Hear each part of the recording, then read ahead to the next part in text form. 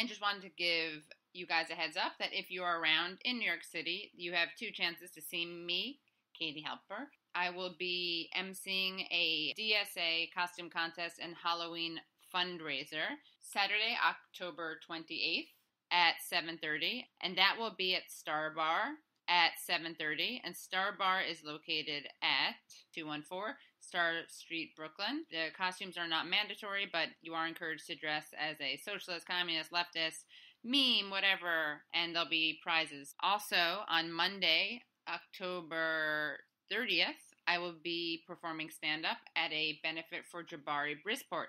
Jabari Brisport is, of course, running for city council. We've had him on our show. He's a great guest, and he's a great candidate. And that will be at Come On Everybody, which is at 325 Franklin Avenue in Brooklyn. And that's Monday, October 30th, and that's at 8 p.m.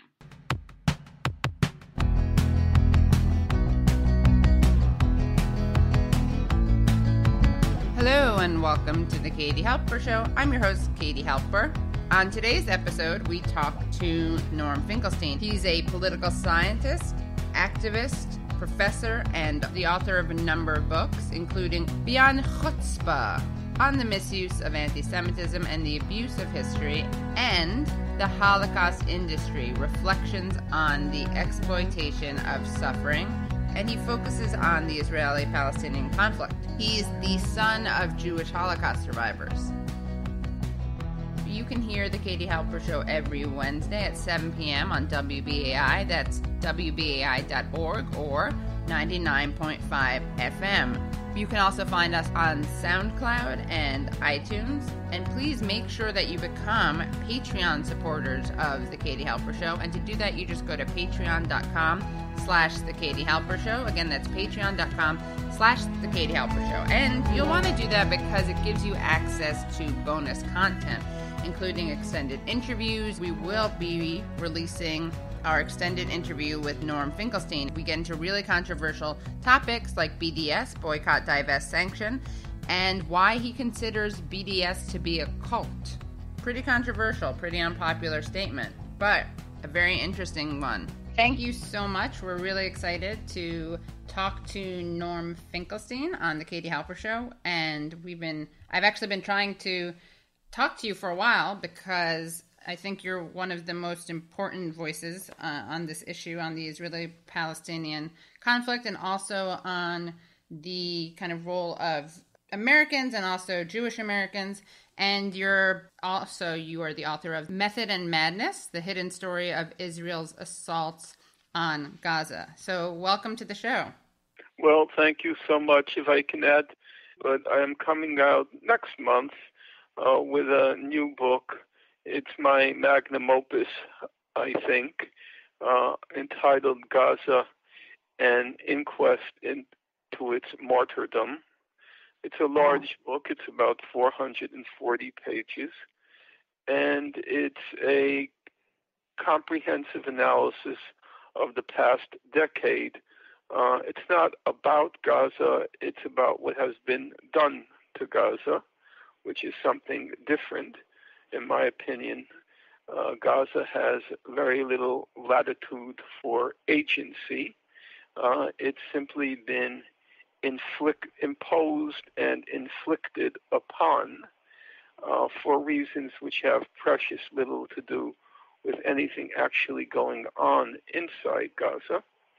And that by the end of this decade, because of Israel's powerful lobby on the one hand and its ruthlessness on the other hand, most in evidence with the retraction of his UN report by Richard Goldstone, Israel's neutered and neutralized the entire array, not just of political state organizations, but the human rights community, which at the end of the day betrayed Gaza. So can you talk to us a little bit about the Goldstone report, what it said, and how and why it was retracted? Well, on the first point, the Goldstone report was an unusually comprehensive on the one hand and devastating on the other hand indictment of Israel's conduct during Operation Cast Lead, which ran from December 26th to July 17th, what Amnesty International called the 22 days of death and destruction. And the Goldstone report concluded, among other things, that the purpose of the Israeli assault on Gaza was to punish, humiliate, and terrorize the civilian population. Those were its three descriptives: punish, humiliate, and terrorize the civilian population. Once the Goldstone report was issued, it evoked a hysteria, not a near hysteria, but an over-the-top hysteria across the Israeli political spectrum and from top to bottom of Israeli society. At one point, Prime Minister Netanyahu compared the Goldstone report to Hamas rockets and Hezbollah missiles as one of the three biggest threats confronting Israel. The United States, under President Obama, weighed in heavily on the side of Israel, and at every critical juncture, both in public and also behind the scenes, twisted the arms of everyone within reach, which is, when it comes to the United States, the whole of the international community, twisted the arms of everybody in reach to block any serious consideration, let alone implementation of the Goldstone report. And then on a strange day, it was picked, namely April 1st, 2011, Richard Goldstone dropped a bombshell in the Washington Post in which he effectively retracted his own report, and he claimed it was because of new information that had become available to him since the issuance of the report. But that was plainly a pretext. It's easy to demonstrate by analyzing his retraction that no new information had become available. And then the question, of course, arises, if it wasn't new information that caused him to retract the report, what did? And there we enter into the realm of speculation. I think the speculation points to the conclusion. The speculation all points to the direction, though it can't be proven and probably never will be unless Julian Assange gets access to some revealing emails. The evidence overwhelmingly points to the conclusion that either he or some member of his family was blackmailed into retracting the report. So beyond the usual kind of blackballing or blacklisting, you think there is something more? Yeah, I think, to put it bluntly, the Mossad is a fairly efficient intelligence operation, and they dug up some dirt on Mr. Goldstone or some member of his family. His daughter is an Israeli citizen, and as you know, I don't have to tell you, everybody has skeletons in his or her closet, and it often doesn't even require that much ingenuity for a spy agency to dig up that dirt. And I think it was found either on Goldstone's person or a member of his family who then pleaded with him to retract the report. And Goldstone is not an anti-Zionist, right? Isn't he actually? No, what made the report, that's an important point, which I omitted, and it deserves underlining, underscoring. Goldstone was Jewish, is Jewish. He is a Zionist, but a self-confessed Zionist. His daughter, or I should say a self-avowed Zionist, his daughter lives in Israel. She did what's called Aliyah, which means immigration to Israel. He sat on the board of trustees of the Hebrew University in Jerusalem, and in every manner, shape, and form, he was strongly identified with Israel. Right. So that's what made it so particularly damaging, right? Totally agree. Totally agree.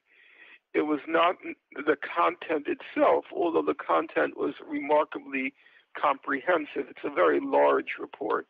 It wasn't the content itself, although, as I said, it was an impressively compiled report, but it was the author. Right. Oh, by the way, I just wanted to tell you that, you of course have this famous debate with the reputable Alan Dershowitz, who I like to call one of the biggest shandas, where you had an exchange back and forth, and Alex Coburn wrote about this at The Nation. And what's interesting is that he writes about your exchange with Dershowitz, and he says, now look at the second bit of the quote from Chicago, chastely separated from the preceding sentence by a demure 3-point ellipsis. As my associate Kate Levin has discovered, this passage, parentheses, to cite a source from a secondary source, and parentheses, occurs on page 727, which is no less than 590 pages later than the material before the ellipsis, in a section titled Citations Taken from Secondary Sources. I'm telling you this because one of my oldest and best friends is said Kate Levin, who was an intern at The Nation who discovered that. So, small world. Yeah. I vaguely recall using an ellipsis to cover 500 pages. Yeah. Maybe it's a new historiographical or political science technique, really cutting edge. It's as if a book begins and at the last page there's the word end, and you write Right. end. She actually, she's a good old friend of mine, so I was very proud of that. I just thought we could talk a little bit because we are offering, thanks to Shuja Hader, who we talked to on the show, and Shuja works for Or Books, so we are offering this great package, which includes your book, Method and Madness, Ellie Valley's book, which is great. It's a great book of political cartoons called Diaspora Boy, Comics on Crisis in America and Israel, and Assuming Boycott, which is edited by Karima Stefan. So can you talk to us about why you wrote and compiled Method and Madness? Basically because I don't think there has been a thorough record of what's happened during the past decade in Gaza.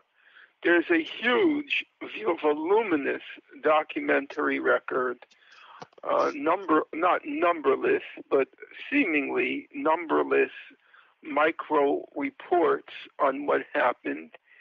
And regrettably, and I'm not faulting anyone, but most people never get past reading what's called the executive summary of these reports, if they even read that, and they don't just read a synopsis somewhere on the web.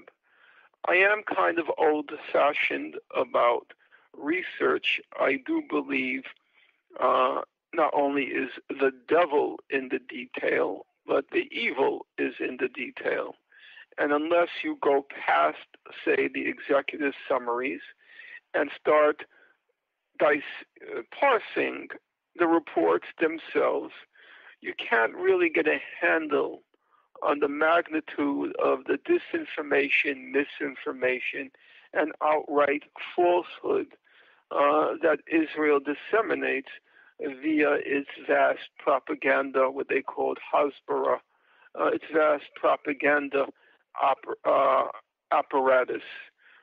So mostly what I've been doing the past decade or so is just chronicling the crimes in their details so as to provide an effective refutation to Israel's propaganda machine. There's so many uh, allegations which, after being repeated so many times from so many outlets, all of which are agencies and agents of Israel, the lies just become commonplaces. Hamas uses ambulances to transport weapons and terrorists. Hamas uses civilians as human shields.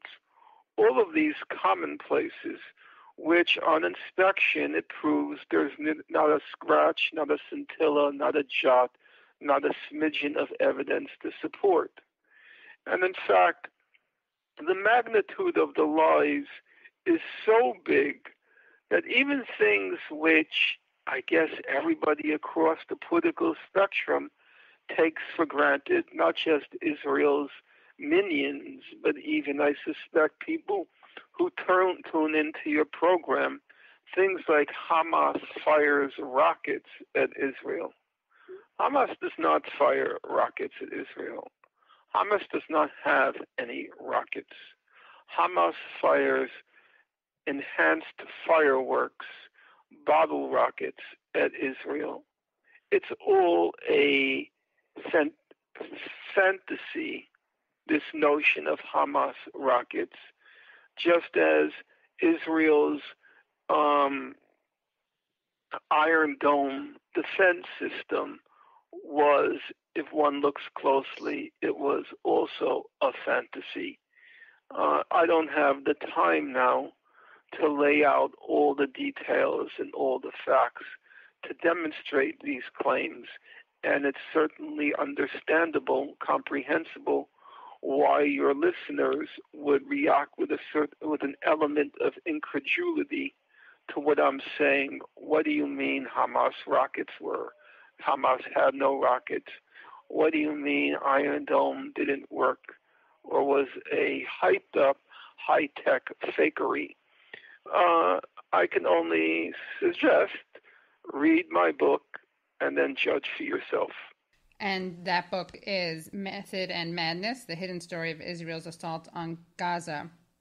Could you respond to, I think, one of the biggest, kind of most damaging myths about Hamas is the human shield allegation.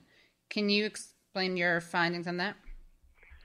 There have been voluminous human rights reports that have been issued since Operation Cast Lead in December 2008 up until Operation Protective Edge in July-August 2014.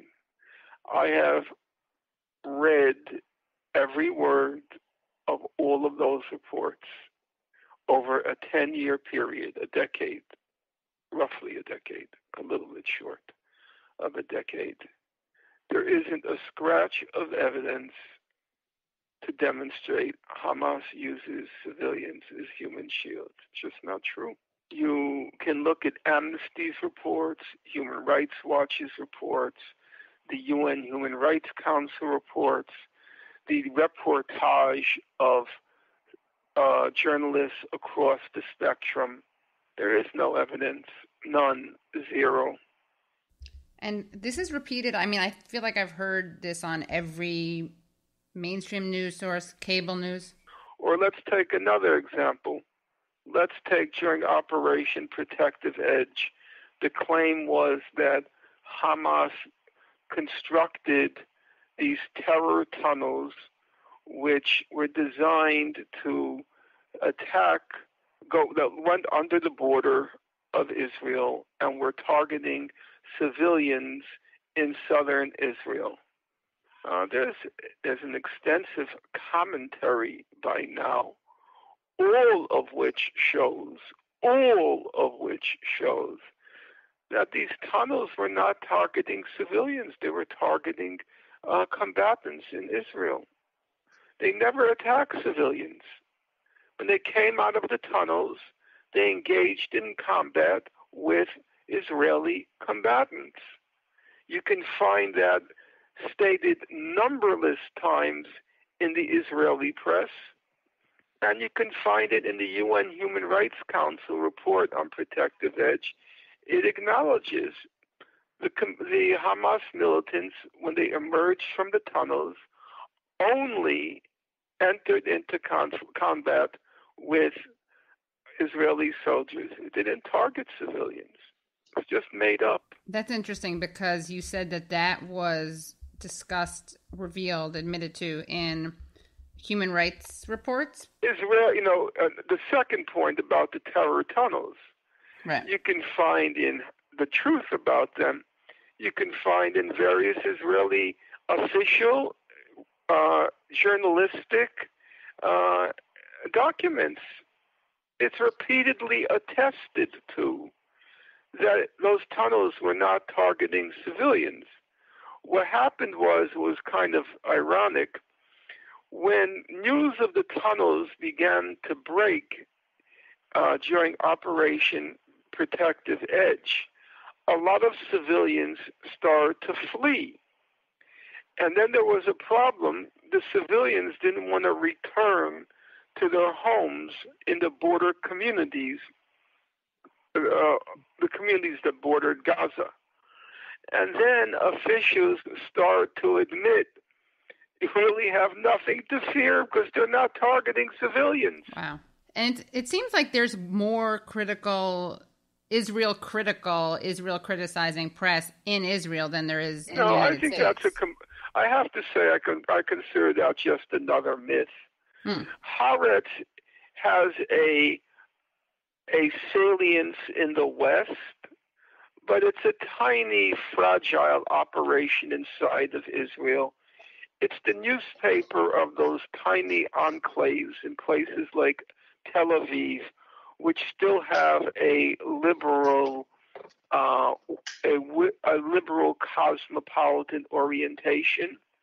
But Israel has moved very far to the right, even by its own not elevated standard. Mm-hmm. And the press, the media, overwhelmingly is in tune with the national ethos, which is very far to the right now.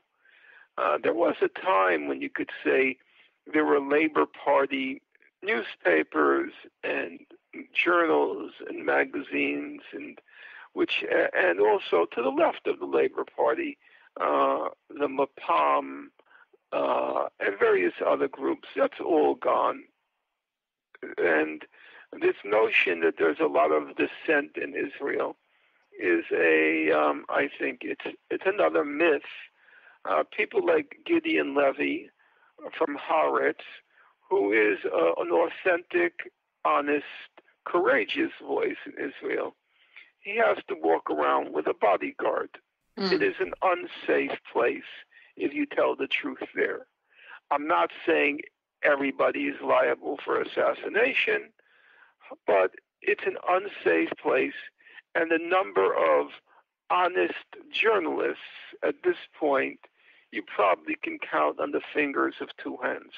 It seems like, you obviously know this way better than I do, it seems like Haaretz is, so even if it's a spec, it seems like it's less marginal, a newspaper than very marginal. Oh, it is? Okay. What would it be the equivalent? What's its equivalent in the United States, would you say? What would be its equivalent in the United States? It has the kind of audience now that's the equivalent of something like the New York Review of Books. This cosmopolitan, intellectual, enlightened, liberal audience. It's sort of like, it would be the house organ of the Upper East and West Side. Right. I'm from the Upper West Side, so I get that. Yeah, but that's it.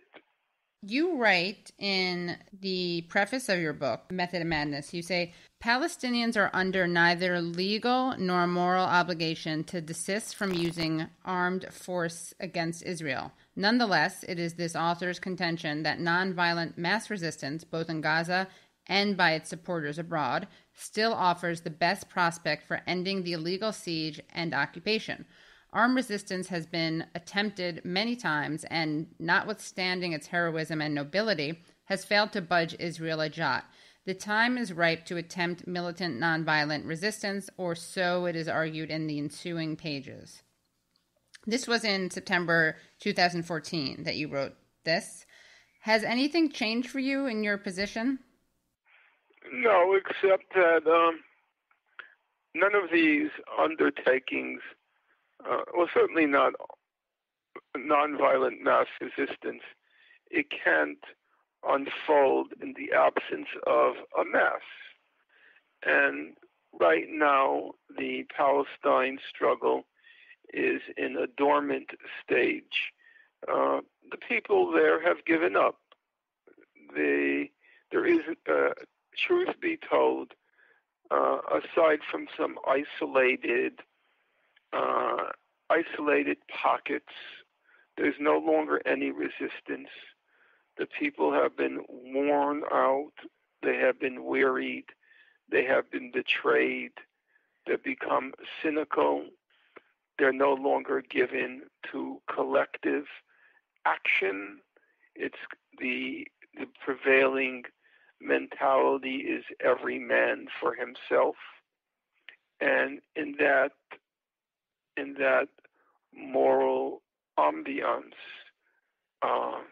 there's no possibility of nonviolent civil resistance. And also, I should add that Gaza has been so completely pulverized that there's no possibility of so-called armed resistance either. The people of Gaza will not abide another Israeli assault.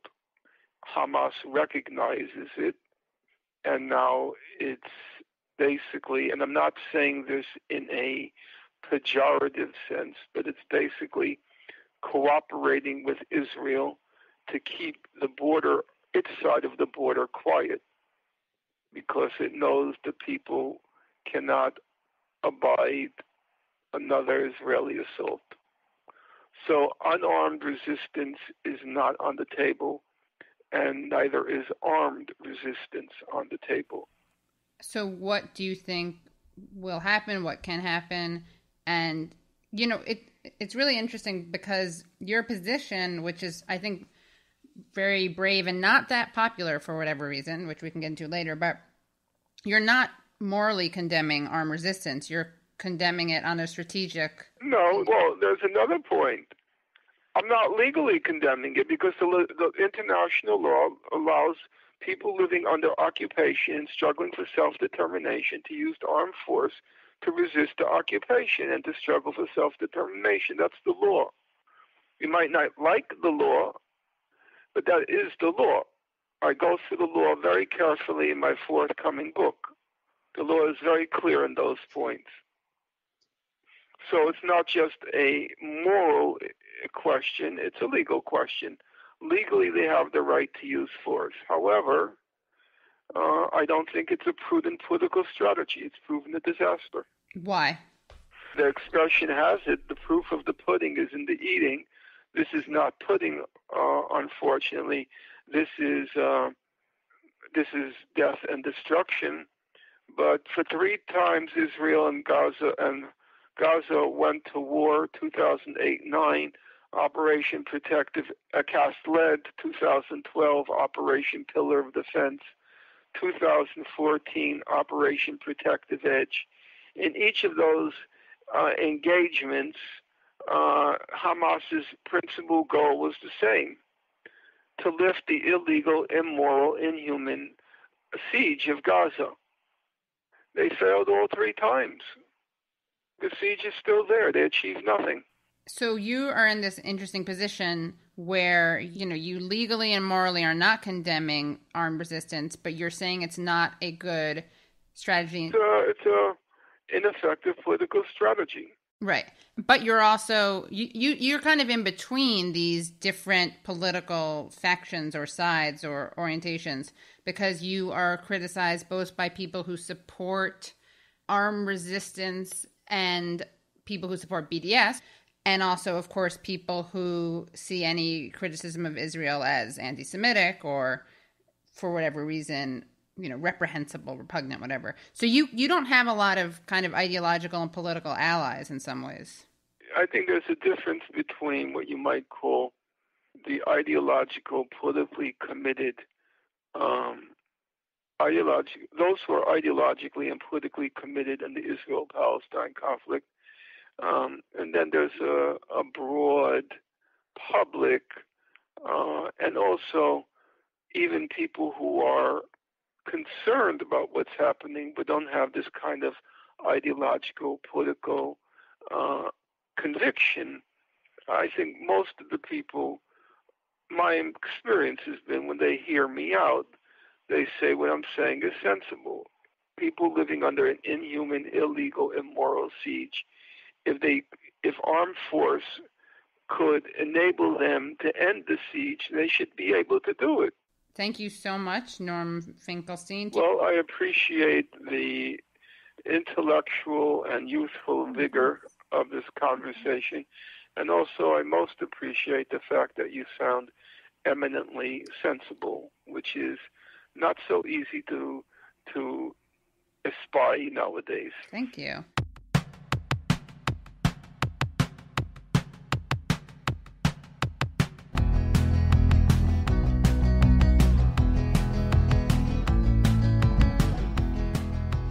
Thanks so much for listening to The Katie Halper Show. And to hear the rest of our interview with Norm Finkelstein, where he talks about why he rejects BDS, please go to patreon.com/The Katie Halper Show. Again, that's patreon.com/The Katie Halper Show.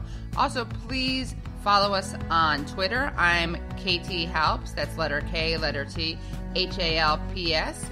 Gabe, my co-host, is Gabe_Pacheco. The hashtag is KTHalpShow. That's letter K, letter T, HALPSHOW. Please like us on Facebook and rate and review us on iTunes. That's really important. Please rate and review us on iTunes because that really helps us get the word out about the show. The Katie Halper Show is produced by Florence Burrow-Adams with help from Josh Bregman, and our theme song is by The Ballet.